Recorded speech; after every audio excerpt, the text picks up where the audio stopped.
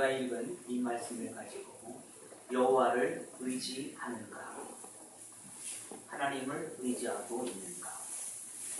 우리가 이 8장도 계속 우리가 살펴본 내용과 별반 다르지 않게 이스라엘의 범죄를 계속 지적하고 있는 겁니다.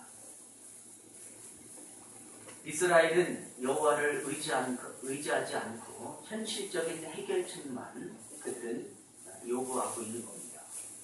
추구하고 있는 겁니다. 그게 바로 종교적인 행위죠. 종교적인 행위, 그리고 정치적인 안정, 평화. 그냥 이제 현실에 부딪히는 것만 신앙생활로 아마 그들은 마음을 쏟고 있는지 모릅니다. 이건 우리도 예외는 아닐 수 있습니다. 우리 현실의 문제만 그저 잘 해결해주면 되는 것으로 하나님을 의지하고 있지 않은가. 우리는 호세아를 계속 살펴보면서 우리가 확인하는 것은 이스라엘이 여호와를 섬기는 일에는 열심을 냅니다. 근데 너무 열심을 내다 보니까 우리가 몇 주 전에 살펴보았을 때 베델과 단에다 송아지를 만들어 놓고 우리 하나님이다 이렇게까지 열심을 냅니다. 그러니까 여호와를 섬기는 거나 우상을 섬기는 거나 차이를 모르게 그들은 열심을 냅니다. 참 안타까운 일이죠. 근데 본인들은 전혀 못 느낀다는, 그때 당시 그들은 알지 못했다는 겁니다. 그들이 열심히 제사를 드립니다. 근데 그 제사는 하나님이 인정하지 않는 제사요 신앙입니다. 이런 사실은 그들이 우상을 섬기는 것뿐만 아니라 말씀해 보는 건 저들이 하나님을 알지 못했다 이렇게 표현합니다. 그러니까 하나님에 대해 이해를 하지 못하는 겁니다. 이해하지 못했다는 것은 그들은 하나님을 수단과 그리고 방법으로만 생각할 뿐이지. 이게 이제 이방 종교의 특징 아닙니까? 이방 신을 믿는 사람은 그저 수단과 방법만 취득하면 되는 거예요. 그 신에게. 하나님도 아마 그 당시 그리고 오늘날도 비슷하게 수단과 방법만 찾는 하나님으로 의지하고 있지 않는가. 하나님을 아는 것이 무엇이고 하나님을 섬기는 것이 무엇인지를 그 뜻을 이해하지 못하는 결과가 아닌가. 1절에 보면 이렇게 시작합니다. 나팔을 내 입에 댈지어다. 나팔을 입에 대라는 것은 병사들이 잠을 자고 있을 때 긴박한 상황이 일어나면 어떻게 나팔을 불잖아요. 군대 갔다 오신 분들은 아침 새벽에 기상 나팔을 불잖아요. 자, 오늘 하루를 준비하기 위해서 점호를 하는 겁니다. 이탈자가 없는지, 그리고 준비 운동도 하면서 오늘 하루 일과에 나의 삶 충실을 다하기 위하여. 이때 나팔은 아마 이스라엘 백성들의 영적인 상태가 너무 그러니까 긴장하라, 각성하라는 아마 나팔의 부름이 아닐까. 그런데 이제 기가 막힌 건 이제 그걸 깨닫지 못하고 이제 2절에 그렇게 말하잖아요. 그들이 장차 내게 부르짖기를 나의 하나님이여 우리 이스라엘이 주를 아나이다 하리라.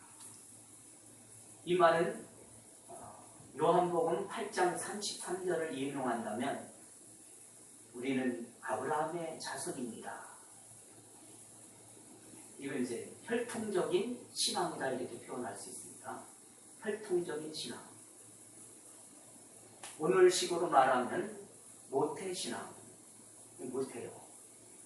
모태신앙이 좋은 신앙인데 못하는 신앙. 혈통적인 신앙. 이 혈통적인 신앙은 우리는 선민이니까 우리는 모든 재앙에서 제외될 수 있다. 이런 생각을 가집니다. 선조들의 경건한 신앙이 자기 신앙인 것처럼 우리는 아브라함의 자손입니다. 이렇게 말하는 거예요. 나팔을 불면서 1절이 그러잖아요. 이는 그들이 내 언약을 어기며 내 율법을 범합니다. 이렇게 말했더니 하나님, 우리는 여호와를 압니다. 하나님을 압니다. 이렇게 말합니다. 이 말은 우리 언제 언약을 어기고 우리 언제 율법을 어겼습니까? 이렇게 말하는 거야. 근데 하나님은 전혀 그렇게 보지 않는 겁니다. 근데 이스라엘 백성들은 하나님과 전혀 다르게 우리가 하나님 어떻게 하나님의 언약을 율법을 어깁니까? 이런 뜻이 이 2절에 함축되어 있는 것이죠.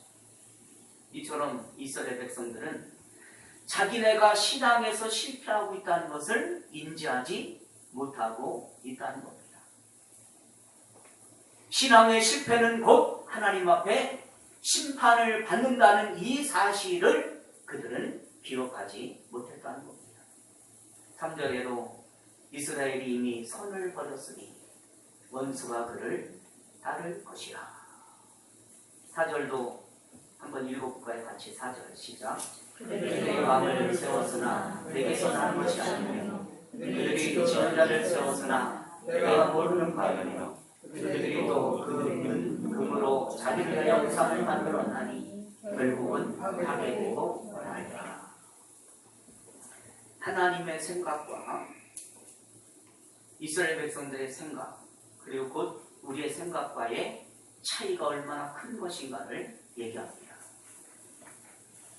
아마 호세아 당시 이제 이스라엘이 멸망하기 이제 약 30년 전인가, 그때 당시는 왕들이 그 정권을 찬탈하려고 얼마나 쿠데타를 일으켰는지 모릅니다.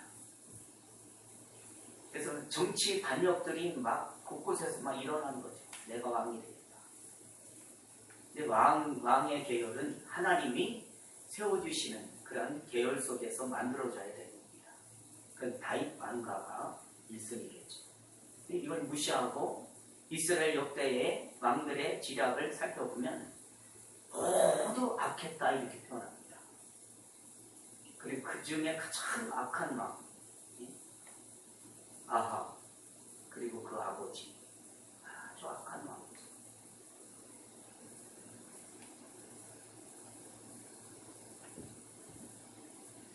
그들이 가장 신앙의 가장 중요한 기본을 잃어버리고, 이걸 잃어버리니까 하나님을 두려워해야 되는데 전혀 두려워하지 않는 겁니다. 하나님이 정하신 나라를 하나님의 백성으로 유지하며 나가야 되는데 이미 사회는, 정치는 그러지 않았다는 겁니다. 사회적인 안녕을 찾기 위하여 우상을 만들어 놓고 정치적인 안정을 찾으려고 힘센 나라에게 빌붙어 가지고, 9절에 보니까 그들이 홀로 떨어진 들나귀처럼 아수르로 갔고 에브라임이 각주고 사랑하는 자들 얻었도다. 아수르로 갔다. 들나귀는 뭡니까? 집나귀는 말이 잘 들여진 낙이겠죠. 근데 들나귀는 들여지지 않는 거예요. 길들여지지 않으니까 자기 멋대로 가는 거예요. 그러니까 이제 아수르에 이스라엘 왕이 가가지고 빌붙어서 그렇게 왕정 정치를 한다는 겁니다. 그리고 에브라임이 값주고 사랑한 자를 얻었도다. 이 말은 이스라엘의 자기의 신앙의 정체성을 버리고 세상의 것으로 이제 아수르 왕에게 조공을 바치면서 화친하면서 외국의 세력을 힘으로 타협하며 평화를 얻었다. 이렇게 반증하고 있는 거죠. 여러분, 조공을 바치면서 평화를 원한다. 그게 얼마나 무거운지 모르는 겁니다. 그죠? 그래서 이번에 조공을 쌀 100성을 바쳤다. 그러면 다음에는 만성을 바칠지 모릅니다. 근데 그걸 그들은 평화라고 생각하는 거예요. 하나님의 관계만이 평화인데 이스라엘 백성들은 적어도 하나님의 선민으로, 하나님의 백성으로 살아가야 할 백성들이기 때문에 하나님의 관계가 평화지 이방 나라의 평화는 평화가 아닌 겁니다. 그게 무거운 짐이라는 걸 모른다는 거죠. 영적으로 적용한다면 우리가 지금 세상 가치 속에 그것만 있으면 나의 인생에 평화가 있을 거야 이렇게 말하는 것들이 정말 평화를 줄까요? 적어도 누리지 못한 사람은 한결같은 마음으로 그래도 누리고 싶습니다 이렇게 말할 겁니다. 여러분 돈 가진 사람에게 행복하냐 물어보면 행복하던 사람 거의 찾아볼 수 없습니다. 그죠? 대통령 임기 끝나고 물어보면 어떻게 해요? 대통령으로서 최선을 다해서 행복합니까? 이렇게 말하면 다 아마 여러분 정말 우리가 믿는 사람으로서 하나님의 관계가 어우러지면서 내가 평화를 얻는다. 행복을 누리겠다. 기쁨과 즐거움을 소유하겠다는 것은 대단히 무지에서 나오는 생각인 겁니다. 그럼 평화는 뭐냐? 그거와 상관없이 하나님의 관계가 이루어지는 거죠. 돈이 없어도 하나님의 관계가 내 안에 형성된다. 명예의 자리 내가 가지 않아도 건강이 좀 못해도 그런 문제 앞에 내가 하나님의 관계가 끊어지지 않고 아까 우리가 찬송했잖아요.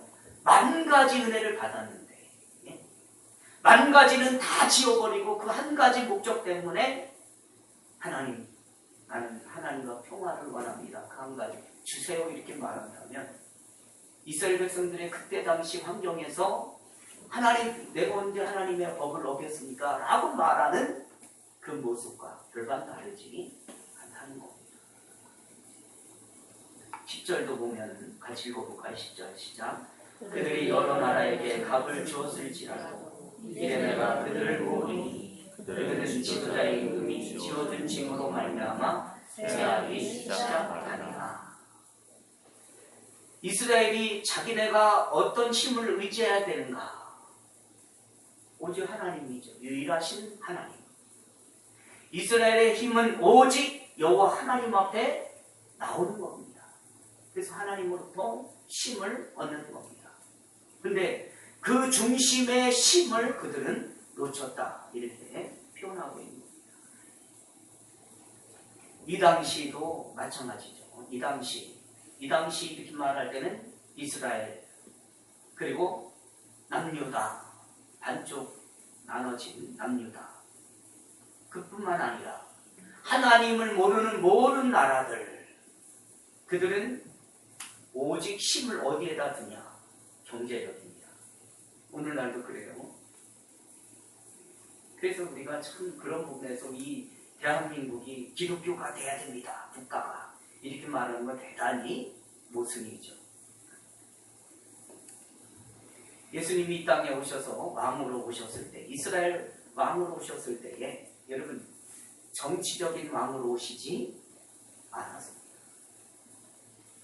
그래서 로마 정부와 한 번도 싸움하지 않았습니다. 군사를 모아가지고 훈련시켜서 며칠 몇 시에 로마 정부를 물러칠 것이다 하지 않았습니다. 하나님 나라는 그런 것에 있지 않기 때문에. 그런데 오늘날 세상은 그렇지 않잖아요. 우리가 속한 이 대한민국도 그렇잖아요. 많은 기독교인이 있으면 뭔가 풍기는 그런 어떤 은혜가 좀 있어야 되는데 풍기는 은혜가 없고 오히려 반대적인 이스라엘이 이 길을 따라갔고 그리고 유다도 그냥 보면서도 기웃기웃하면 또 따라가고 그리고 신약에 사는 우리도 또 그 길을 가고 있지 않을까. 하나님의 품을 떠난 인생들의 모습이 가정에서도 사회에서도 국가에서도 온 세계에서도 이렇게 드러날 수밖에 없는 겁니다. 흥미로운 것은 권력의 지위를 무력과 경제력으로만 유지하려다 보니까 하나님이 진짜 주신 고유한 것을 놓칩니다. 그게 바로 하나님의 말씀이죠. 하나님 말씀을 놓치는 겁니다. 이게 지금 호세아서의 중요한 지적인 겁니다. 최소한 이 의를 지켜야 되는데 이 의가 뭡니까? 도덕이다 이렇게 표현한다면 세상에서는 우리는 하나님을 아는 지식이다. 곧 신앙에 근거하여 주어져 있다는 사실인 것입니다. 그러나 이스라엘 백성들은 그 권력을 확보하기 위하여 어떻게 합니까? 그들은 계속 신부로만 권력을 유지하려고 하다 보니까 진정한 권력과 진정한 지위를 유지해주는 하나님의 법을 어기게 되는 겁니다. 이스라엘 백성들의 정체성이 무엇입니까? 그들의 특권이 무엇입니까? 그들은 하나님을 아는 지식을 결국 넘겨버리잖아요. 팔아버리잖아요. 왜요? 세상 것으로 유입하는가? 오직 권력에만 마음을 쏟드는가? 그걸로만 유지하려고 하다 보니까 결국 자기들의 정체성을 팔아 먹어버리는 겁니다. 얼마나 중요한 지적을 지금 하고 있는지 모릅니다. 우리의 신앙생활 속에서 부딪히는 것은 무엇입니까? 예수만 부인하면 다 주겠다 하는 그 미혹이 우리에게 늘 있잖아요. 예수님이 이 땅에 오셔서 공생애를 시작하시기 전에 마귀에게 시험받는 내용도 마태복음 4장에 보면 그렇게 표현되어 있지 않습니까? 사단이 예수님께 내가 나에게 절하면 천하만 이 세상을 너에게 주겠다. 이런 이 미혹이 예수님에게만 있었습니까? 오늘날 우리에게도 동일하게 그 미혹의 문제는 늘 우리에게 질문이 되고 있지 않습니까? 하나님은 우리에게 예수를 보내시면서 세상의 도전, 예수가 걸어간 그 위에 너희들도 걸어갈 수 있느냐 이렇게 묻고 있습니다. 예수님이 걸어가시는 길은 예수님만이 걸어가시는 길이지 내가 어떻게 그 길을 걸어갑니까? 라고 말하면서 아우성치는 우리의 현실의 모습은 없는가? 여러분, 이런 질문 앞에 여러분은 어떻게 하시겠습니까? 여러분, 총으로 차라리 칼로 너 예수 믿을 거야 안 믿을 거야 이렇게 말하면 아마 우리는 지금 이 자리에서만큼은 절대 우리는 예수 부인하지 않죠. 이렇게 말할지 모릅니다. 그죠? 근데 현실은 그걸 우리에게 대하지 않잖아요. 아주 가장 사소한 문제를 가지고 우리에게 이 길을 걸을 수 있느냐 이렇게 물을 때 그 가장 사소한 것조차도 우리는 힘을 얻지 못하잖아요. 다 내주고 또 내주고 또 내주고 매일 반복되는 사소한 일상에서 일어나는 돈 문제, 명예 문제, 세상 가치 문제, 건강 문제. 여러분, 총칼로 우리에게 대하면 우리는 당당할 수 있는데 세상 살아가는 이 세상 가치의 문제는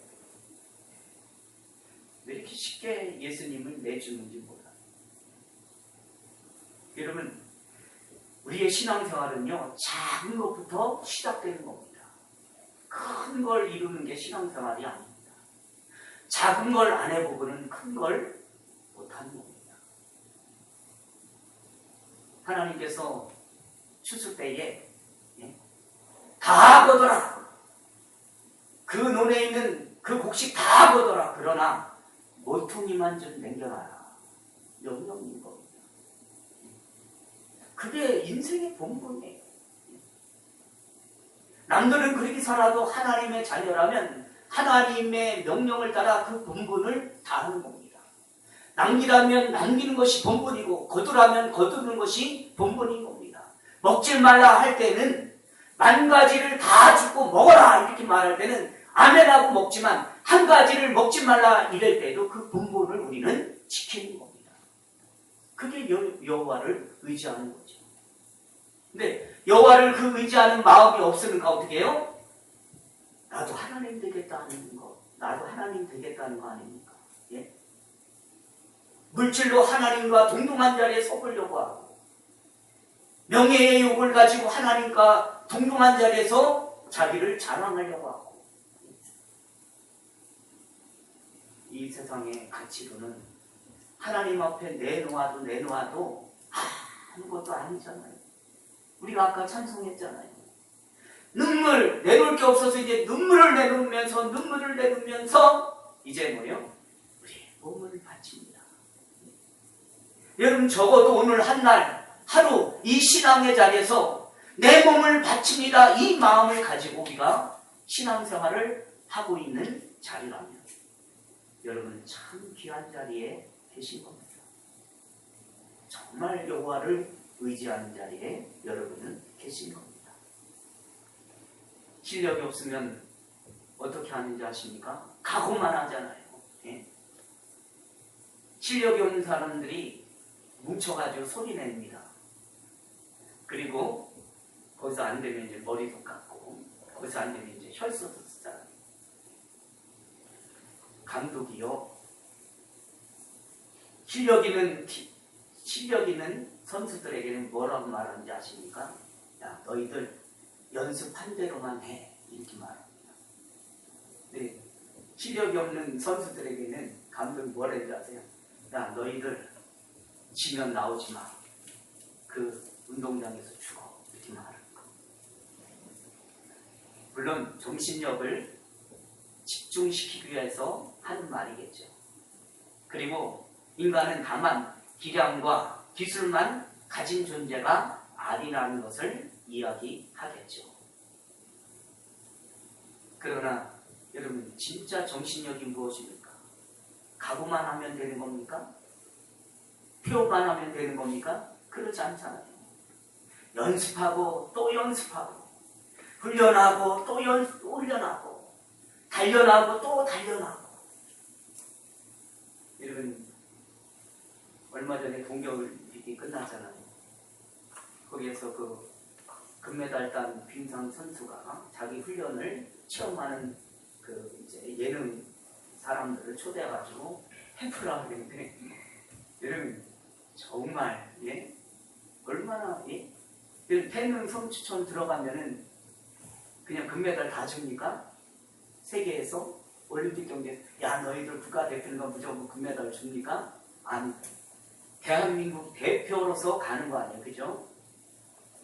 그 올림픽도 그 현지에서 그 경기 진행되기 전까지 얼마나 뼈를 깎는 연습을 합니까? 예? 얼마나 연습을 하고 또 연습하고, 예? 먹는 것도 절제하고 시간도 절제하고. 우리가 그리스도의 분사라면 아마 그렇게 살아야 되지 않을까. 지금 여러분 각오만으로는 되지 않지 않습니까? 예? 그 각오가 결국 많은 실패, 많은 고난, 많은 자절을 통해서 많은 한계를 극복하면서 각오라면 좋은 결실을 맺겠죠. 근데 가보지도 못하고 각오만 내는 결과라면 그건 아닌 것이죠. 결국 신앙생활도 바로 이 싸움인 겁니다. 하나님을 내 힘의 유일한 원천이다 이렇게 인정하고 여기에 순종을 하느냐, 오늘 하루만큼 사는 겁니다. 오늘 하루, 내일은 기약이었잖아요. 그래서 그런 노래 찬양이죠. 내일은 난 몰라요, 하루하루 살아요. 근데 이 하루를 하나님의 영광을 위하여 살아가는 것이 우리의 본분이고, 그분을 영원토록 즐거워하는 것이 우리의 사명인데, 나만 행복하고 즐거우면 됩니다. 나만 행복하고 즐거우면 됩니다. 직장에서도 그렇고, 학교 생활 생활에서도 그렇고 사업을 하는데도 나만 즐거우면 되고 교회 와도 나만 즐거우면 되고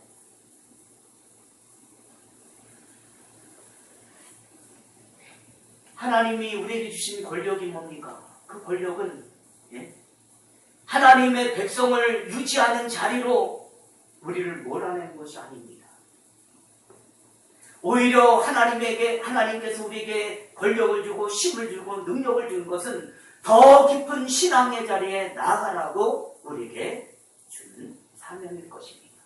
그것이 오늘 한날 한 걸음의 싸움이 아닐까. 지금 이스라엘 경우를 보면 그들은 오직 안정과 번영만 요구합니다. 그리고선 하나님을 저버리잖아요. 안정과 번영 때문에 하나님을 저버리는. 여러분, 안 될 때만 하나님 찾는 게 아니라 잘 될 때도 하나님 찾아야 됩니다. 어떤 분의 예를 들고 싶은데 아쉬울 때만 하나님 찾아요. 물론 우리도 예외는 아니죠. 아쉬울 때만 하나님 찾아요. 아쉽지 않으면 하나님 나와 아무 상관이 없어요. 아무 상관이 없어요. 필요할 때만 나에게 유익 주는 하나님.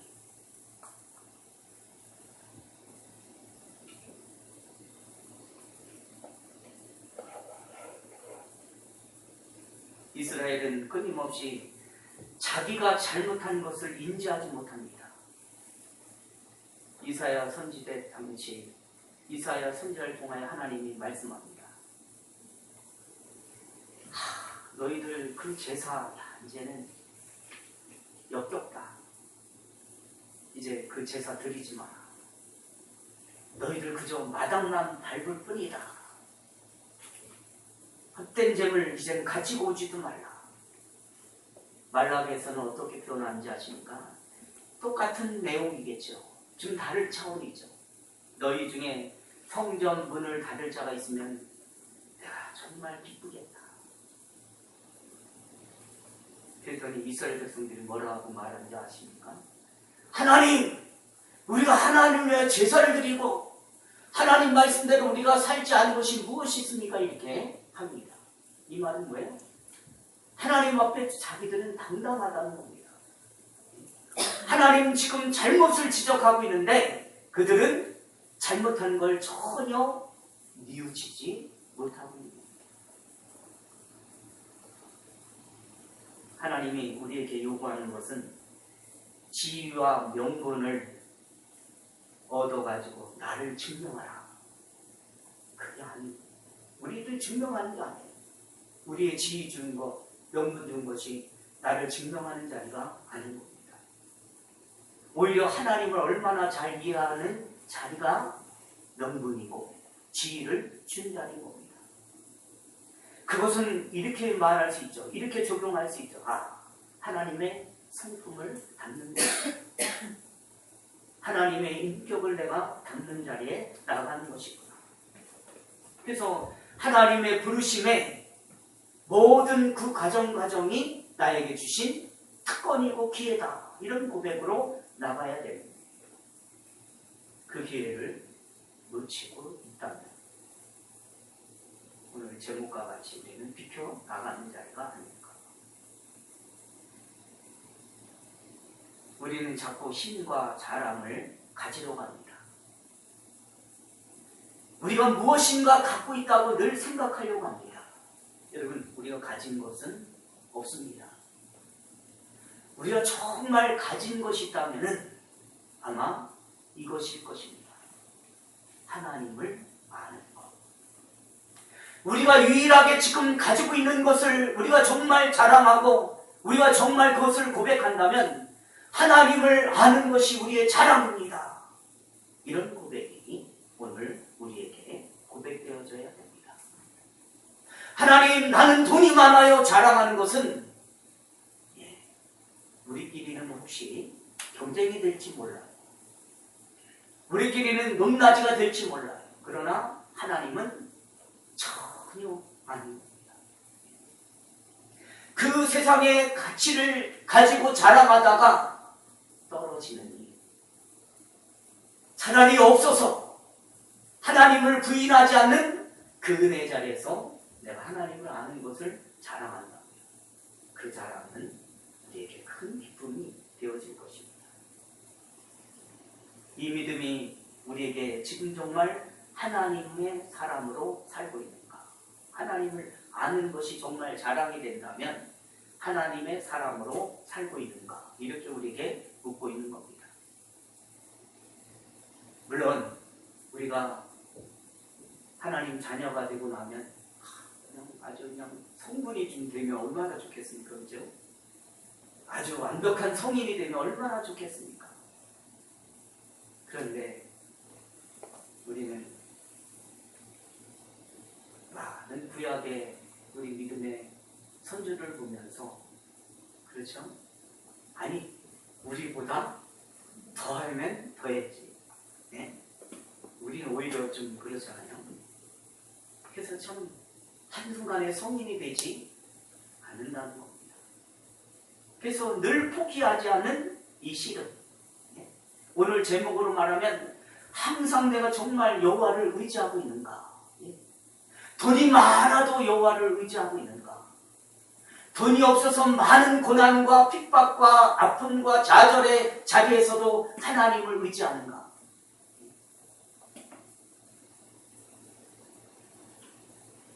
이 싸움은 굉장히 어려운 싸움입니다.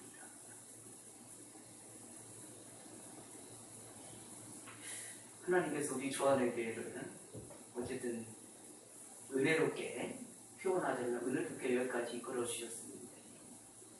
앞으로도 은혜롭게 이끌어 주실 걸 기대하고 갑니다.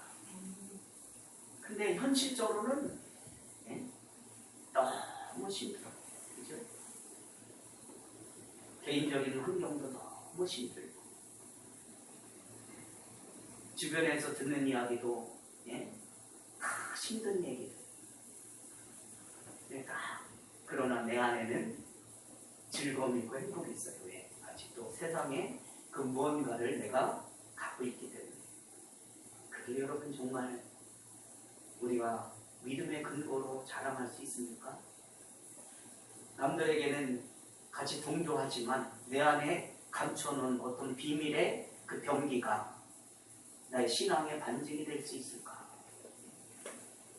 하나님을 아는 것을 외면하고 어떤 세상의 가치에 난 이 정도면 됐어 하는 그런 어떤 틀, 어떤 기준, 이런 그것이 참된 위로와 유안이 될 수 있습니까? 신앙생활하면서 신자는 적어도 굉장한 고급한 이해를 가지고 있어야 됩니다. 아주 굉장한 참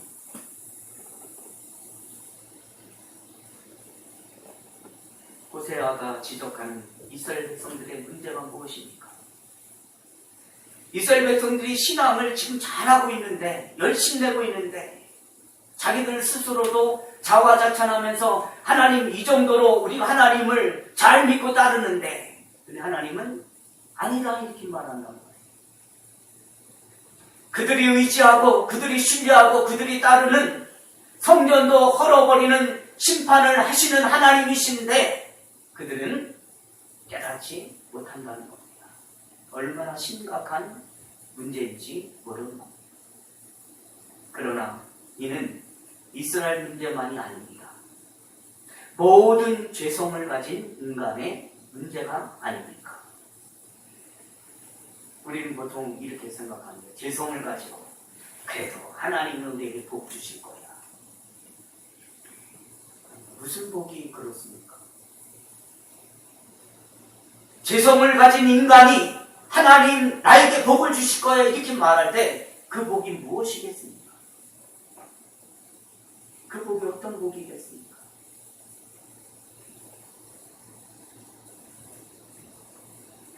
결국 이스라엘은 망해야지만이 알잖아요. 그죠? 망해서 이스라엘도 유다도 이제 포로로 끌려가는데 끌려가서 이제 또 거기서 한 70년 생활하면서 잘 일구었어요. 오늘 지금 말하는 빌딩도 사고, 자손도 많아지고, 다시 돌아와야 되는데, 그냥 여기가 좋아요 하고 그냥 사는 거예요. 그렇죠? 망해야지만이 정신 차리는 이스라엘 백성들. 여러분, 이런 문제 앞에 우리도 이런 적용을 아주 좀 까다롭게 적용해 보면, 우리가 예수를 믿는다. 예수 믿음으로 말미암아 어떤 세상적인 보상을 받는다는 기대는 빨리 내려놓는 것이 신상에 좋은 겁니다. 왜냐하면 성경의 약속과는 너무나도 거리가 멀기 때문에. 예수 믿는 일에 다른 기대를 가진다. 그거는 있을 수 없는 거죠. 그리고 우리가 돈 많이 가지려면 여러분 기도 많이 해서 가는 게 아니에요. 그죠? 돈 많이 가지려면 열심히 벌면 되는 거예요.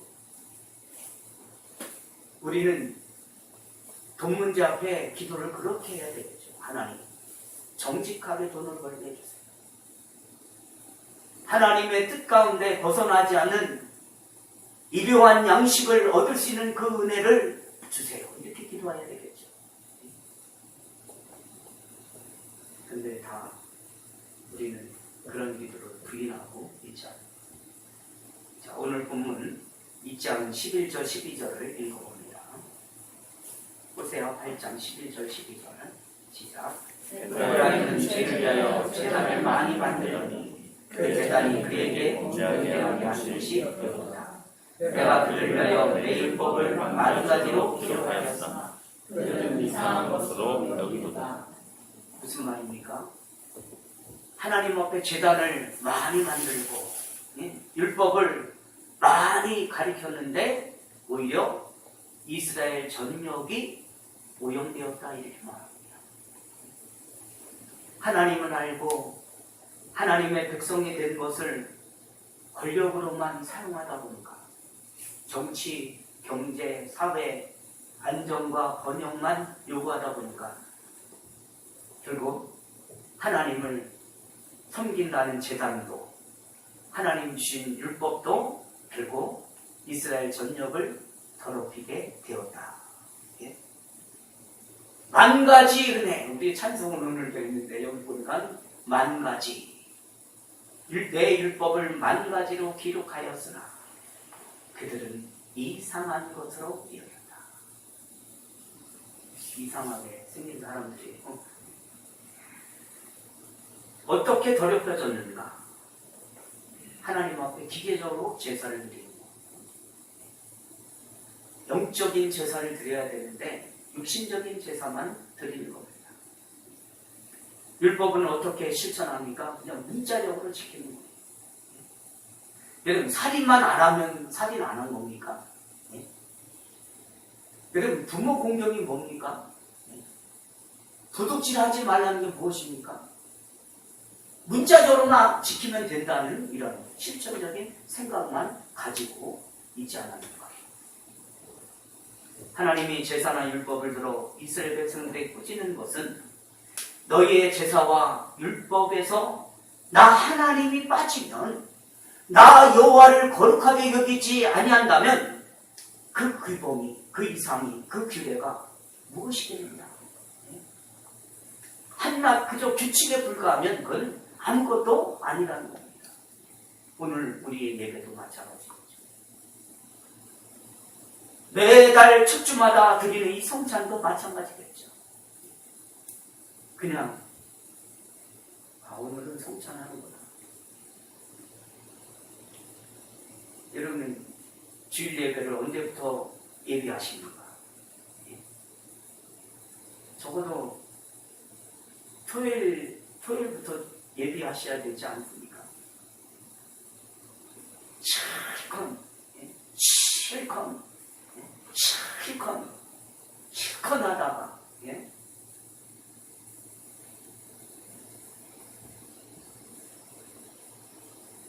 제사와 율법에 하나님이 요구하시는 그 주제가 무엇입니까? 호세아 주제로 인용한다면 나를 좀 알으라는 거예요. 하나님을 알아라. 나를 아는 지식을 놓지 말라. 내가 누구인지 늘 생각해보라는 겁니다.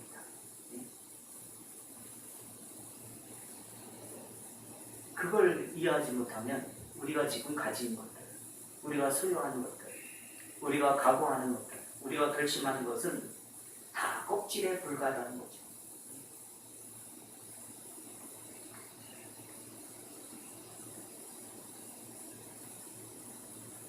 하나님은 당신의 이름을 걸고 하나님의 자녀로 세워졌지만 그 이스라엘 나라도 하나님은 망하게 하시잖아요. 하나님이 당신의 이름을 둔 성전조차도 하나님은 부시잖아요. 얼마나 무시무시한 하나님의 사랑이신가. 깨닫게 하고 돌이켜게 하게 하여. 자, 이제 마무리하려고 합니다. 신앙의 핵심은 하나님을 아는 겁니다. 하나님을 아는 것. 제네바 문답 신학서, 제네바 신학문답서 1문으로 그거죠. 사람이 사는 목적이 무엇인가? 창조주 하나님을 아는 것이다. 우리 신앙의 핵심은 바로 하나님을 아는 겁니다. 그 아는 것은 지식적인 문제가 아닙니다. 신앙의 문제입니다. 인격의 문제입니다. 인격으로 찾아오시는 하나님의 하나님 되심을 우리가 아는 것. 이것이 없으면, 이런 기준이 없으면 이 제도에 불과한 거죠. 그래서 이상에 불과한 거죠. 그래서 결국 나오는 것은 분노와 비판과 정죄밖에 없는 겁니다. 그러면 결국 변화가 안 되잖아요. 성화가 안 되잖아요. 여러분, 권력이 힘을 갖습니까? 물론 이 세상의 원리는 그렇죠. 권력은 힘을 가져서 이 세상을 통치하고 이뤄가지만, 그러나 하나님의 권력은 그게 아닙니다. 하나님의 권력은 하나님을 아는 겁니다. 그 힘을 쓸 수 있는, 하나님의 힘을 쓸 수 있는 것이 무엇입니까? 하나님을 알지 못하면 못 쓰는 거죠. 우리의 남은 날, 여호와를 의지하는 것. 오늘 분명히 저와 여러분 하나님을 의지하는 마음으로 이 자리에 오신 줄 믿습니다. 아니, 그렇다면 하나님을 알아가면서 하나님을 의지해야지, 하나님을 모르면서 하나님을 의지한다 이렇게 말한다면 우리는 이 세상의 가치의 목적, 어찌 보면 그저 의무적인 신앙, 그저 나도 이스라엘 백성이야, 나도 아브라함의 자손이야, 하나님 언제 우리가 하나님의 법을 어겼습니까? 이렇게 말하는 자리가 될까 두려운 것입니다. 우리의 남은 날을 우리 모두가 여호와를 의지하고 하나님을 신뢰해서 하나님을 알아가는 데에 게으르지 않는 우리의 남은 날이 되시기를 주님의 이름으로 부탁드립니다. 하나님 아버지,